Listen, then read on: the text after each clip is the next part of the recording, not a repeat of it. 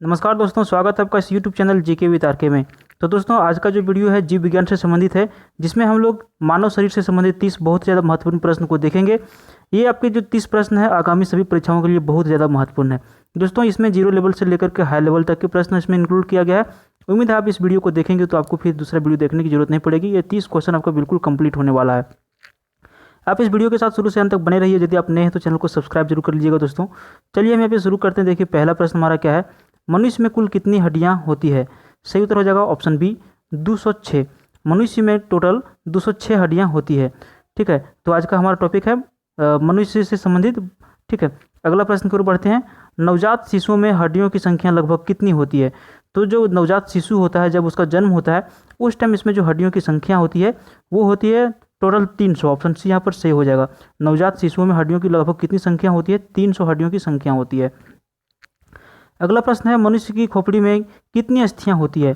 तो मनुष्य की खोपड़ी में अस्थियों की संख्या टोटल होती है 8। ऑप्शन ये यहाँ पर सही हो जाएगा। कितनी अस्थियां होती है मनुष्य की खोपड़ी में? 8 अस्थियां होती है। अगला प्रश्न है, मनुष्य के शरीर में पसलियों के कितने जोड़े होते हैं? सही उत्तर हो जाएगा ऑप्शन ये 12 जोड़े। यानी कि मनुष्य के शरीर में पसलियों के कितने जोड़े पूछे जा रहे हैं तो 12 जोड़े हैं। यदि संख्या पूछा जाए तो 24 हो जाएगा। सही है, ऑप्शन ये यहाँ पर सही हो जाएगा। चलिए अगला प्रश्न की ओर बढ़ते हैं। शरीर की सर्वाधिक प्रबल अस्थि कौन सी है? सर्वाधिक प्रबल मतलब जो सबसे ज़्यादा मजबूत होता है। सही उत्तर हो जाएगा ऑप्शन बी जबड़े में। सबसे मजबूत हड्डी जो होती है मनुष्य की वो जबड़े की हड्डी होती है। ऑप्शन बी यहाँ पर सही हो जाएगा। अगला प्रश्न है, मानव शरीर की सबसे छोटी हड्डी कौन सी है? तो मानव शरीर की जो सबसे छोटी हड्डी है वो है अस्टेपिज। ऑप्शन सी यहाँ पर सही हो जाएगा। देखिए, अस्टेपिज हड्डी कहाँ पे पाया जाता है? तो ये कान में पाया जाता है। ठीक है, कान में ये हड्डी होती है अस्टेपिज, जो मानव शरीर की सबसे छोटी हड्डी है। अगला प्रश्न है, मानव शरीर की सबसे लंबी हड्डी कौन सी है? तो मानव शरीर की जो सबसे लंबी हड्डी है वो है फीमर। ऑप्शन डी यहाँ पर सही हो जाएगा। ये फीमर है, और फीमर कहाँ पे पाया जाता है? तो ये जांघ में पाया जाता है। ठीक है, तो जांघ की हड्डी सबसे बड़ी हड्डी होती है, लंबी हड्डी होती है, और कान की हड्डी सबसे छोटी हड्डी होती है। तो ये दोनों इंपॉर्टेंट क्वेश्चन है, आप इसको जरूर रख लीजिएगा। चलिए अगला प्रश्न देखते हैं, 8 नंबर। निम्न में से कौन मानव के पैर की हड्डी नहीं है? तो यहाँ पे 4 ऑप्शन दिए गए हैं, और एक ऐसा हड्डी है जो मानव के पैर का हड्डी नहीं है।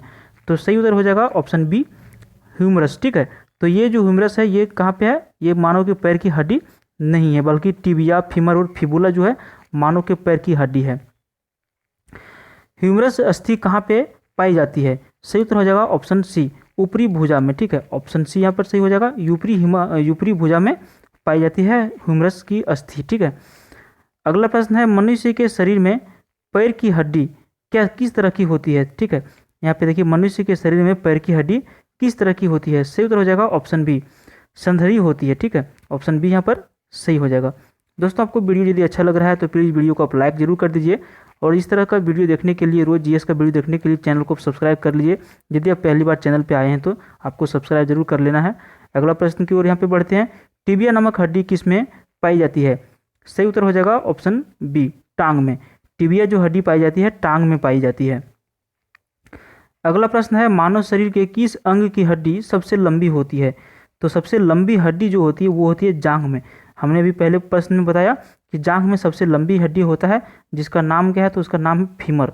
फीमर हड्डी जांघ में होती है, और स्टेपिज हड्डी कहाँ पे होती है? कान में, जो सबसे छोटी हड्डी होती है मनुष्य के। अगला प्रश्न है, दांतों तथा हड्डियों में पाए जाने वाले तत्व कौन से हैं? तो जो दांत और हड्डी में जो पाए जाते हैं तत्व है वो कौन सा है?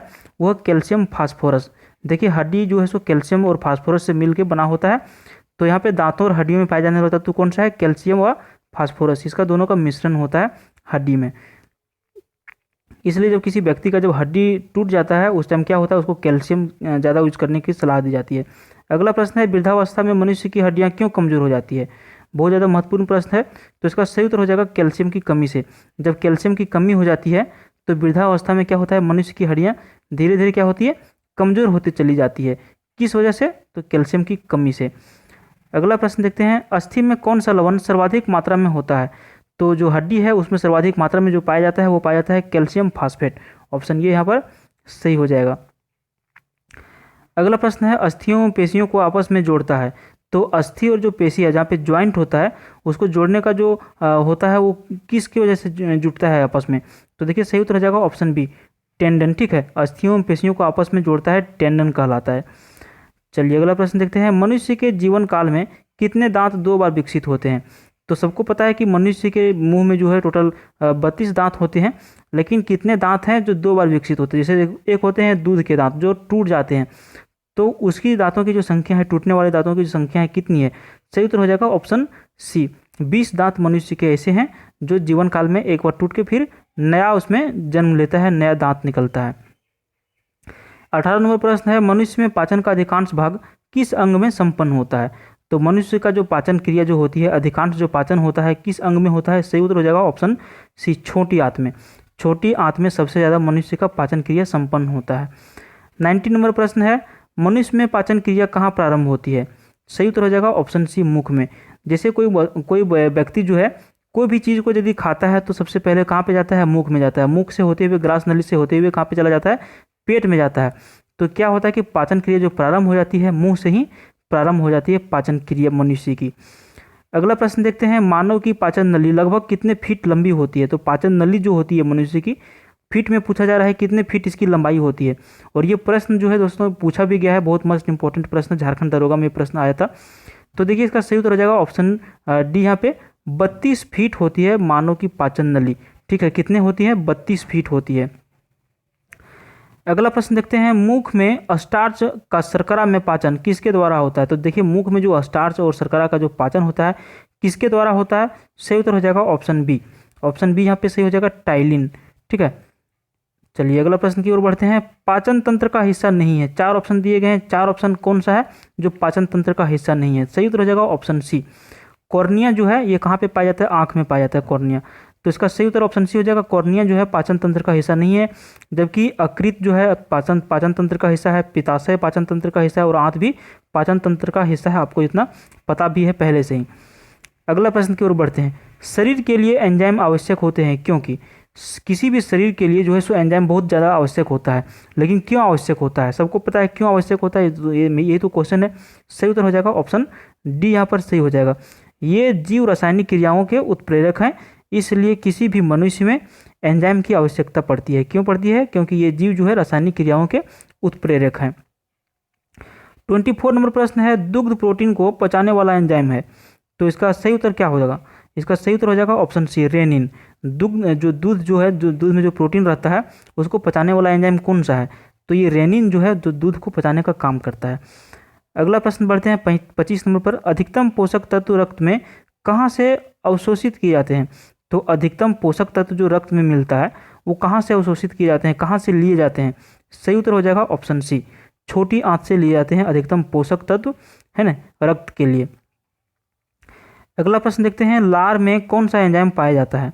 लार में जो एंजाइम पाया जाता है वो कौन सा है? तो सही उत्तर हो जाएगा टाइलिन। लार में टाइलिन एंजाइम पाया जाता है।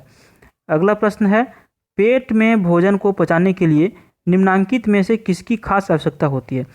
तो पेट में भोजन पचाने के लिए जो सबसे ज़्यादा आवश्यक चीज़ जो है वो कौन सी है? सही उत्तर हो जाएगा ऑप्शन सी। ऑप्शन सी हो जाएगा यहाँ पे एंजाइम। पेट में भोजन को पचाने के लिए एंजाइम की खास आवश्यकता होती है। यदि एंजाइम की कमी हो जाता है तो क्या होता है? खाना पचता नहीं है। लार किसके पाचन में सहायक होती है? अगला प्रश्न है, तो लार जो है किसके पाचन में सहायक होती है? सही उत्तर हो जाएगा ऑप्शन बी, स्टार्च के पाचन में सहायक होता है लार। और 29वां प्रश्न यहाँ पे इस तरह से है, मानव के आमाशय में अम्ल एक्स उत्पन्न होता है जो भोजन के पाचन में सहायक करता है। तो यहाँ पे एक्स क्या है? तो यहाँ पे एक्स के बारे में पूछा जा रहा है कि मानव के आमाशय में अम्ल एक्स उत्पन्न होता है जो भोजन के पाचन में सहायक होता है। तो एक्स का क्या होगा? सही उत्तर हो जाएगा ऑप्शन यहाँ पे सी, हाइड्रोक्लोरिक अम्ल। ठीक है, हाइड्रोक्लोरिक अम्ल जो है भोजन के पाचन में सहायक होता है। चलिए, और इस वीडियो का जो अंतिम प्रश्न है और इम्पोर्टेंट प्रश्न भी है, मानव शरीर में भोजन का रक्त द्वारा अवशोषण कहाँ सर्वाधिक होता है? तो मानव शरीर में भोजन का रक्त जो है भोजन का रक्त द्वारा अवशोषण जो होता है वो सर्वाधिक होता है यहाँ पे छोटी आंत में। ऑप्शन सी यहाँ पर सही हो जाएगा। तो दोस्तों, मानव विज्ञान से संबंधित, मानव शरीर से संबंधित हम लोगों ने यहाँ पे 30 प्रश्न देखा और इसका स्तर भी आपको भी पता चलेगा कि किस तरह के प्रश्न थे, बहुत ज़्यादा महत्वपूर्ण प्रश्न थे। तो उम्मीद है कि आपको ये वीडियो अच्छा लगा। वीडियो को आप लाइक जरूर कर दें, अच्छा लगा तो चैनल को सब्सक्राइब जरूर कर लें यदि पहली बार विजिट किए हैं तो। थैंक यू फॉर वॉचिंग दोस्तों।